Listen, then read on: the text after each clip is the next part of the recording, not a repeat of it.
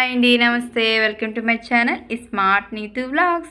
ఈరోజు మీ అందరితో ఒక మంచి హెల్తీ అయిన రెసిపీ అనేది షేర్ చేసుకోవాలనుకుంటున్నాను. అదేంటని చూస్తున్నారా, ఆకుకూరలన్నీ కలిపి పులిహోర అనేది ప్రిపేర్ చేయాలనుకుంటున్నాను.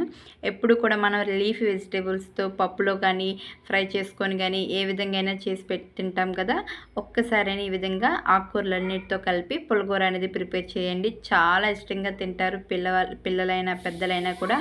చాలా బాగుంటుంది కూడా, పుల్లగా కారంగా కమ్మగా ఉంటుంది.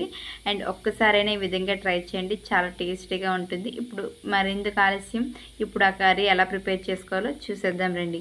ఒక ప్యాన్లో 4 to 5 table spoons oil add చేసుకున్న తర్వాత వెల్లుల్లి రెబ్బలు, ఎండుమిర్చి, పోపు దినుసులు కూడా ఇందులో వేసుకోవాలి. పోపులు చిటపటలాడిన తర్వాత ఒక మీడియం సైజ్ ఆనియన్ అనేది సన్నగా కట్ చేసుకొని అందులో యాడ్ చేసుకోవాలి. అందులోనే పచ్చిమిర్చి కూడా 3 పచ్చిమిర్చి అనేది ఈ విధంగా కట్ చేసి వేసుకోవాలి. ఆనియన్స్ అనేవి మనకి బాగా ఫ్రై అవ్వనివ్వాలండి. ఆనియన్స్ అనేవి బాగా ఫ్రై అయితేనే కర్రీ టేస్ట్ అనేది చాలా బాగుంటుంది. లేదు అన్నట్లయితే కర్రీ అనేది అంతగా టేస్ట్ అనిపించదు. ఆనియన్స్ మగ్గడం కోసమని సాల్ట్ యాడ్ చేసుకొని మూత పెట్టి ఒక 1 minute అలా ఉంచినట్లయితే ఆనియన్స్ అనేవి సాల్ట్ వేయడం వల్ల బాగా మగ్గుతాయి అన్నమాట. ఈ విధంగా ఆనియన్స్ అనేవి చూసారా చాలా బాగా మగ్గాయి. మనకి ఆనియన్స్ బాగా మగ్గిన తర్వాత ఒక మీడియం సైజ్ టొమాటో అనేది చిన్న పీసెస్లా కట్ చేసుకొని ఇందులో యాడ్ చేసుకోవాలి. అండ్ టొమాటోలు కూడా మగ్గడం కోసమని కొంచెం సాల్ట్ మళ్ళీ యాడ్ చేసుకొని మళ్ళీ మూత పెట్టుకున్నట్లయితే టొమాటోలు కూడా మెత్తగా మగ్గుతాయి అన్నమాట. మనం సాల్ట్ అనేది ఆనియన్స్ మగ్గడం కోసం కొంచెము అండ్ టొమాటోలో కొంచెం యాడ్ చేసుకున్నాం కాబట్టి సాల్ట్ అడ్జస్ట్ చేస్తూ యాడ్ చేసుకోవాలి. ఈ విధంగా బాగా మగ్గిన తర్వాత ఆనియన్స్ టొమాటోని బాగా స్మాష్ చేసుకోవాలన్నమాట. మెత్తగా మగ్గిన తర్వాత మెత్తగా స్మాష్ చేసుకుంటే మనకి కర్రీ అనేది గ్రేవీ స్ట్రక్చర్లో వస్తుంది. అలా స్మాష్ చేసిన తర్వాత మనం ముందుగా కట్ చేసుకొని సన్నగా తరిగి అన్ని లీఫీ వెజిటేబుల్స్ కూడా కొంచెం సాల్ట్ వేసిన వాటర్లో 2 times అనేది నీట్గా వాష్ చేసిన తర్వాత మనం ఆనియన్స్ అవి మగ్గిన దాంట్లో ఇవి వేసేసుకోవాలని. మన దగ్గర ఏవైతే అవైలబుల్గా ఉంటాయో అన్ని లీఫీ వెజిటేబుల్స్ కూడా ఇందులో యాడ్ చేసేసుకోవచ్చు. అండ్ మెయిన్గా బచ్చల కూర లేదా గోంగూర ఇవన్నీ యాడ్ చేసుకున్నట్లయితే కర్రీ అనేది పుల్లగా చాలా కమ్మగా ఉంటుంది.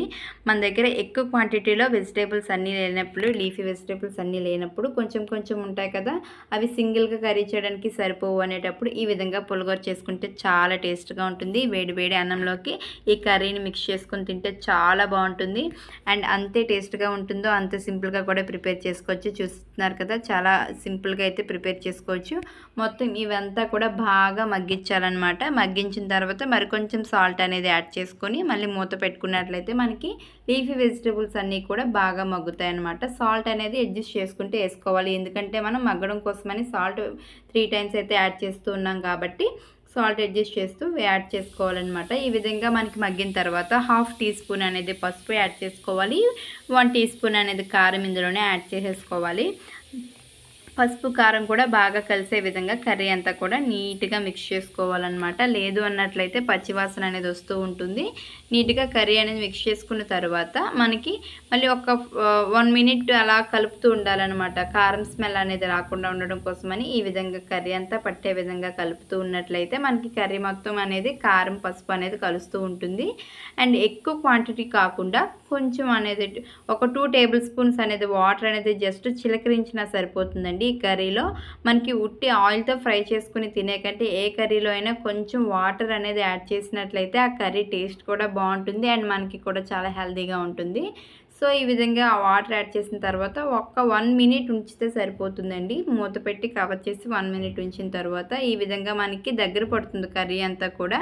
మనకి ఈ విధంగా దగ్గర పడిందంటే కర్రీ ఆల్మోస్ట్ ప్రిపేర్ అయిపోయినట్లు. ఇంకేముంది, స్టవ్ ఆఫ్ చేసుకుని వేడి రైస్లోకి తింటే చాలా బాగుంటుంది. తప్పకుండా ట్రై చేయండి. వీడియో నచ్చితే మాత్రం లైక్ చేయండి, షేర్ చేయండి అండ్ సబ్స్క్రైబ్ చేయడం అసలు మర్చిపోవద్దు.